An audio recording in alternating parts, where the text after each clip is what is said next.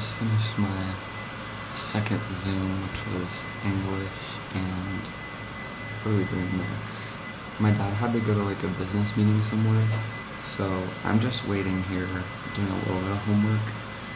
And yeah, that's pretty much it. I think for lunch today we're going to the Sugar Factory, which is like my favorite restaurant ever, so that's pretty cool. It's not too far from here, so we rented a car though, so maybe we'll just park just because it actually is kind of a long walk now that I think about it. But yeah, I'll update you guys when we get there. It's a really cool place, so.